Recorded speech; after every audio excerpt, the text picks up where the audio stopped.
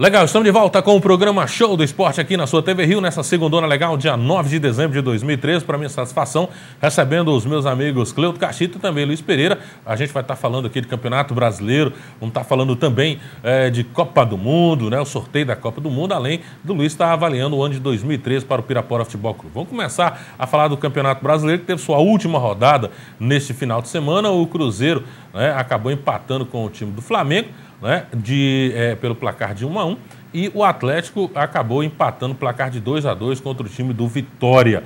Cruzeiro campeão, Grêmio vice-campeão, Atlético Paranaense terceiro e o Botafogo na quarta colocação, mas o Botafogo ainda depende do jogo entre Ponte Preta e Lanús para classificar pelo Brasileiro. Se por um acaso a Ponte Preta vencer a Sul-Americana, o Botafogo vai estar aí fora da Libertadores 2014. Cleo, qual a avaliação que você faz do Brasileirão 2013? Para muitos especialistas, um campeonato que foi nivelado por baixo. Será que você concorda com isso ou foi um campeonato bom?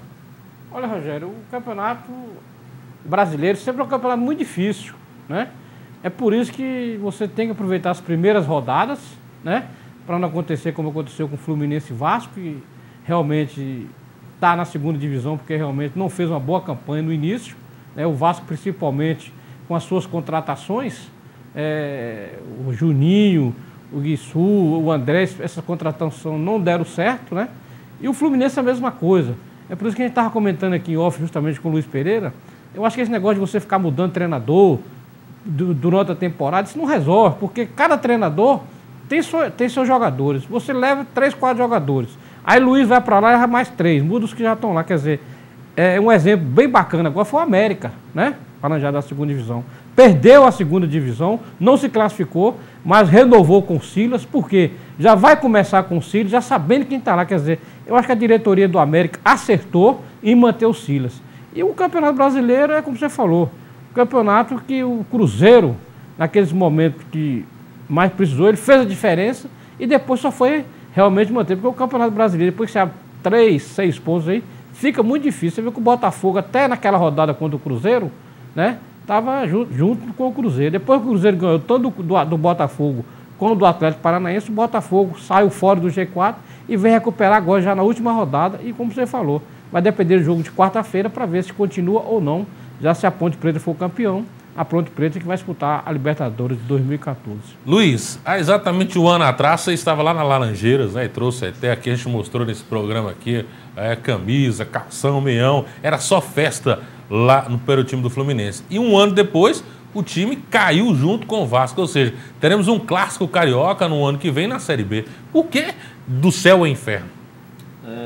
Muita tristeza, Rogério, que a gente vê, né, os acontecimentos com o Vasco, com o Fluminense. Como você frisou, o ano passado foi o ano de glória para o Fluminense. E é inédito isso que aconteceu. É verdade, é verdade. O time campeão em um ano e no ano seguinte o time cai. Eu vejo hoje lá os meus amigos, muitos amigos que tem lá no Fluminense, todos muito tristes, sentidos com o que aconteceu. E para mim não é diferente não, são dois times que têm tradição no futebol. E a gente fica triste de saber que o Vasco e o Fluminense estão passando por momentos difíceis. A gente espera realmente que haja uma reestruturação, um planejamento maior para que isso não venha a acontecer novamente. O que foi de errado? Igual o Cleuto falou, no Vasco a gente teve muita contratação.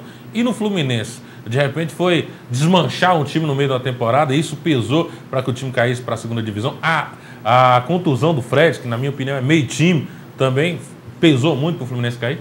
Sem dúvida. Eu acho que a saída de alguns jogadores e a mudança de treinadores também, isso realmente surtiu um efeito negativo.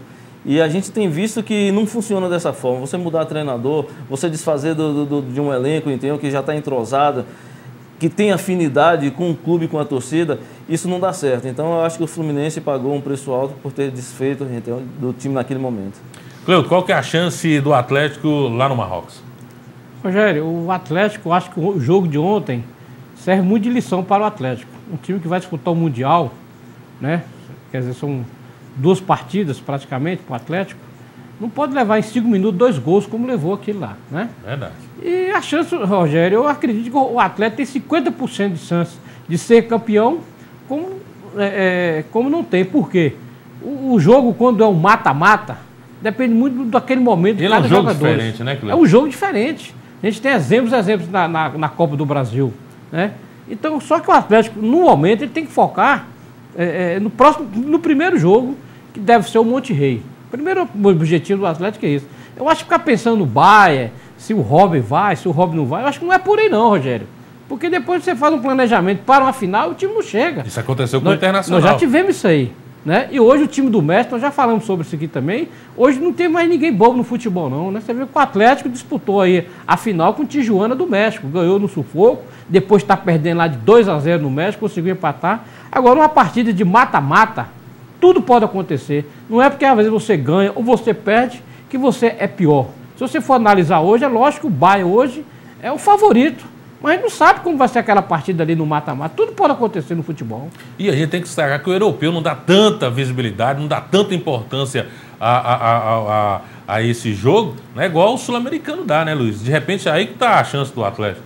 Sem dúvida. Eu acho que o Atlético tem que entrar em campo e praticar um bom futebol e sem olhar para o adversário. Eu acho que, assim como os europeus não estão preocupados muito com os sul-americanos, nós também não temos que preocupar, não. Tem que jogar futebol. Se jogar futebol, o resultado vai vir. Legal. Antes da gente ir para o intervalo, meu amigo, meu diretor Diego, vai trazer algumas imagens, que a gente vai discutir uma coisa aqui que eu venho falando há muito tempo. O fim de torcida organizada. Seja... bem-vindo ao Brasil. Olha como é que está hoje os jornais estampados em todo o mundo. Está estampado isso aí. Bem-vindo ao Brasil, país da Copa FIFA 2014. Que a gente vai falar na hora dessa, Cleuto? Não tem o que falar, Rogério. É lamentável. Eu estava assistindo o jogo do Atlético contra o Vasco ontem. Quando passou essas imagens aí, eu até desliguei a televisão, porque é imagem fortíssima, né? Aí, como diz o outro, aí não tem nem 90% do que foi passado. Tem uma isso imagem. Aí é o que a gente está colocando aqui. O Diego selecionou, gente. Só para a gente comentar. Nosso diretor, só para a gente comentar aqui. Tem imagem que o cara tá desfalecido. Barra de ferro. Com barra de ferro na mão. Tem uma imagem, por exemplo, que pegou o jogador do Vasco, mais de 10, quer dizer, é lamentável, né? Um país que está aí organizando a Copa do Mundo. Agora, Rogério, a gente também não pode... como é que falou que faltou a palavra aqui no momento? Porque isso aí, como você falou, isso não é torcedor, Rogério. É vândalos, né? Não, isso é bandido. Esses caras são bandidos. Os caras vão para estádio, né? Já não generalizar, Luiz. Bem lembrado. Não generalizar, porque a torcida do Atlético Paranaense está lá numa boa. Eu não sei o que aquele torcedor do Vasco foi sair lá do lugar dele, Rogério, para ir lá fazer aquela confusão toda. É verdade. Entendeu? Foi uma provocação. Né? O espaço que tinha da torcida do Atlético para a torcida do Vasco era muito grande, Rogério. Era muito grande. Pois é, e nós estamos há 6 meses na Copa do Mundo, Luiz. O que isso pode refletir para a gente a nível de imagem? O que isso pode prejudicar o Brasil em quê? Eu acho que prejudica muito, Rogério, porque as imagens elas falam por si. E o mundo todo está vendo isso aí, entendeu? Então, quem estava se preparando para vir para a Copa do Mundo, vão pensar 2 vezes, entendeu? Puxa vida, eu vou para lá para morrer? Eu acho que a Copa do Mundo é um feito único, um momento único que o torcedor espera durante 4 anos. E de repente você já vem para um país onde nós temos imagens de que o Brasil é violento. E as imagens agora começam a provar que não há segurança nos estádios. Como outros não tinha, né, Luiz? Não tinha um policial dentro do campo, isso não existe. Gente, eu quero destacar aqui para vocês, até por isso também convidei aqui o Luiz e meu amigo Cleuto, que acompanhava a participação do Pirapora, que seja no campeonato da segunda divisão ou no campeonato de juniores, o jogo não começava enquanto não chegava, o árbitro chegava para a gente, diretores do Pirapora, quem é o policial responsável pelo jogo? É o sargento Cleuto. Então vem cá, Cleuto, vem aqui assinar a súmula para a gente começar o jogo. E ontem, inexplicavelmente, a gente não viu um policial dentro de campo. Não, nenhum policial. O policiamento está sendo feito por segurança particular. Eu nunca vi isso na minha vida, não? Teve um jogo do Pirapora aqui, Luiz, você recorda? Campeonato de juniores, né? O filho que era delegado aqui, aquele irmão de Vanderlei. Doutor Walter. Doutor Walter, jogava lá no Pirapora. Eu estava lá participando. Aconteceu justamente isso. Não tinha um policial. Aí o doutor Walter se dirigiu ao árbitro, falando que ele era o delegado de polícia regional, que ele poderia começar o jogo, porque ele já tinha acionado a polícia militar e que ele responsabilizaria pelos atos lá no estádio. Aí ele fez justamente o que o Rogério falou. Levou o doutor Walter lá na mesa, pediu para ele assinar aquele termo de responsabilidade, certo? Aí realmente se iniciou a partida de futebol, depois nos 10, 15 minutos realmente a polícia chegou, quer dizer, aqui no amadorismo já acontece isso, agora no profissionalismo, um jogo de alto risco, na né? última rodada do Campeonato Brasileiro. O Atlético lutando por uma vaga na Libertadores, o Vasco lutando para não ser rebaixado e não ter um policial, Rogério. Isso aí eu vou te falar, é pior do que campeonato de várzea. Ficou feio, ficou lindo. Imperdoável. Eu acho que o Ministério Público, eu acho que a Federação, a Confederação Brasileira de Futebol tem que rever todos esses conceitos aí, porque isso não pode acontecer. São vidas que estão em jogo agora, tem pais de família, tinha crianças no estádio, e aí fica a pergunta, um ponto de interrogação, será que eu devo levar meu filho no estádio? Será que eu devo ir ao estádio para ver um jogo? E esse Campeonato Brasileiro, gente, estava vendo ontem o Flávio Sveita, que é o presidente do Tribunal Superior Desportivo, falando que esse Campeonato Brasileiro foi o campeonato que mais se perdeu o mando de campo, né, por várias questões. Né? Nós tivemos a briga do Cruzeiro, entre eles no jogo contra o Atlético. Ontem, depois da confusão com os torcedores do Vasco, nós tivemos entre os torcedores do Atlético Paranaense.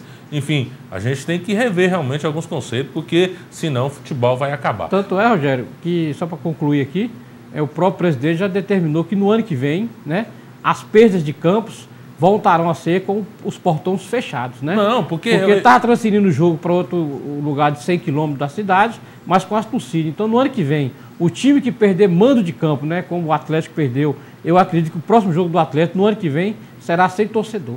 E outra coisa que eu sou a favor é o seguinte, foi lá a Câmara focou, quem estava brigando? Estava brigando Diego, estava brigando Rogério, estava brigando Cleuto, estava brigando Luiz. Estavam os quatro. Então, meia hora, como é feito na Europa, meia hora antes do jogo, o cara se apresenta na delegacia. Fica lá na delegacia até o final do jogo, para ele não ir para o estádio. Isso sim é punição. E punir o clube também, que é responsável, sem torcedores. Porque o que acontece? Você pega, vou supor, igual aconteceu com o Atlético ou com o Cruzeiro. Aí depois o Cruzeiro leva o jogo lá para o Uberlândia. Para o Cruzeiro é negócio.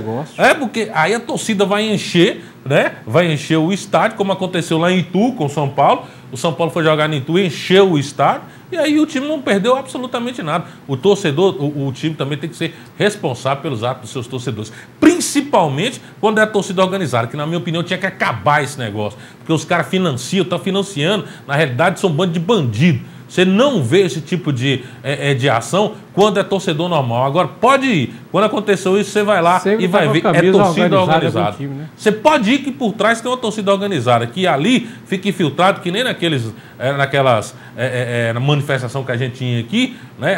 É por causa dos 15 centavos, aquele negócio. Não é por causa dos 15 centavos, era porque os caras iam para lá para fazer vandalismo. Eu vou um rápido intervalo e volto discutindo os grupos da Copa do Mundo. Sai daí não.